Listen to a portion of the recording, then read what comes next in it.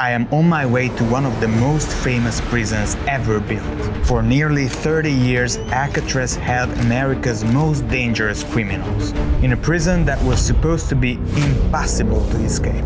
Today I'm going inside to find out how the world's first Supermax prison worked, what made life here psychologically unbearable, what daily life behind these bars was actually like, and how 3 inmates may have escaped the most heavily guarded prison in America. The ferry just arrived to Alcatraz Island, so I'm gonna take off. Let's start with the layout. Almost everything on the island revolved around the cell house, where more than 300 inmates lived. Surrounding it were guard towers, the recreation yard, the warden's house, and officers' quarters. Every part of the island was designed to make escape as difficult as possible. Can you actually believe that this view behind me is not from a luxurious hotel, but from one of the harshest prisons of the world? But Alcatraz's greatest weapon wasn't just its guards, it was the location.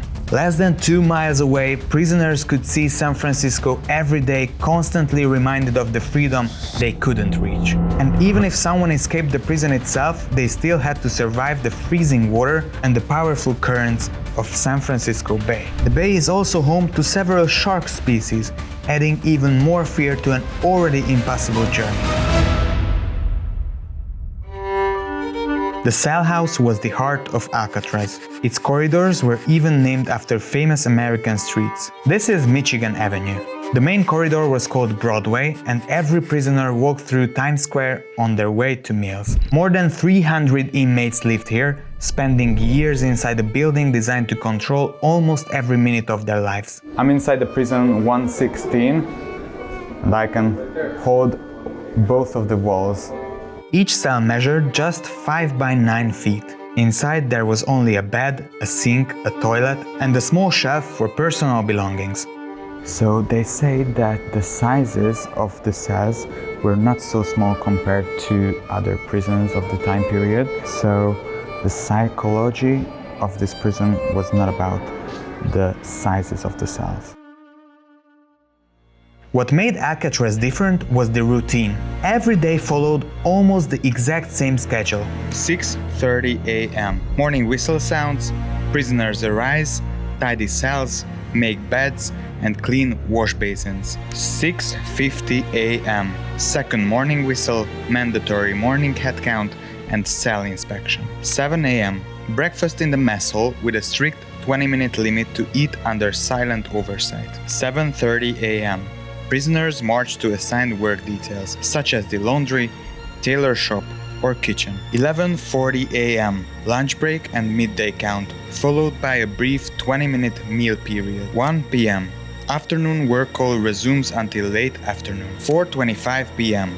Dinner served in the mess hall. 4:50 p.m. Inmates logged back into individual cells for the evening. 9:30 p.m. Final night head count and lights out. The prison wasn't designed to torture people physically. It was designed to slowly wear them down mentally.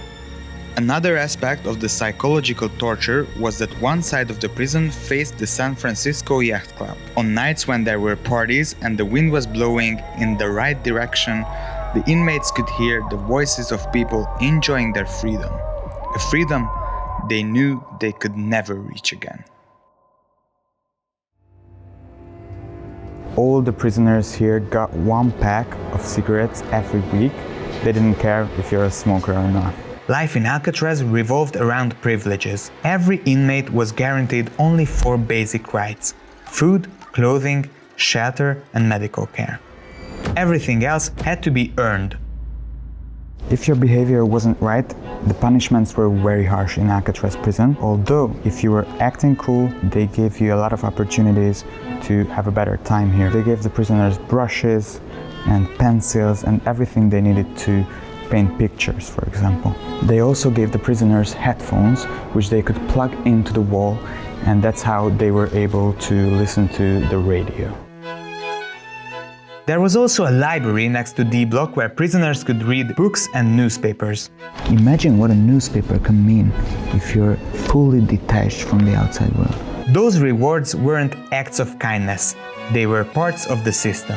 The more privileges an inmate earned, the more they had to lose. And if they broke the rules, those privileges disappeared. For the most serious offenses, prisoners were sent to D block, better known as the Hole. So let's see what happened when someone lost every privilege they had. I'm at the D block now, another name called the treatment block. Violent prisoners were sent here. They also said when they sent people here that they have to go into the hole.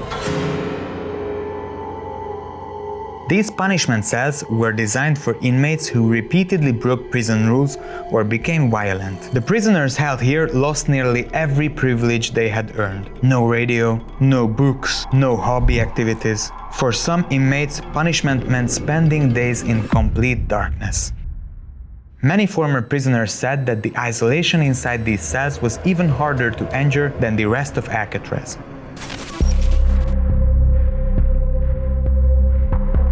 It is unbelievable to me that it is not only in films, but there are really holes on the walls here that were made by prisoners who were using knives and spoons to make it, and they have actually tried to escape this unescapable prison.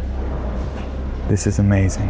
On the night of June 11, 1962, Frank Morris and brothers John and Clarence Anglin carried out the most famous escape attempt in American history. For months, they secretly widened the ventilation openings in their cells using modified spoons and homemade tools. Each night, they placed lifelike dummy heads made from soap, toilet paper, concrete dust, and real human hair in their beds, hoping to fool the guards during their routine back checks long enough to make their escape.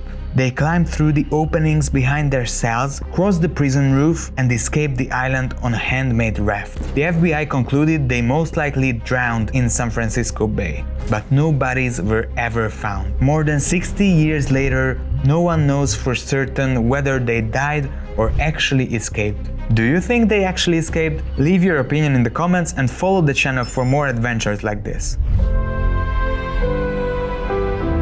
Guys, it's possible. I'm leaving Alcatraz.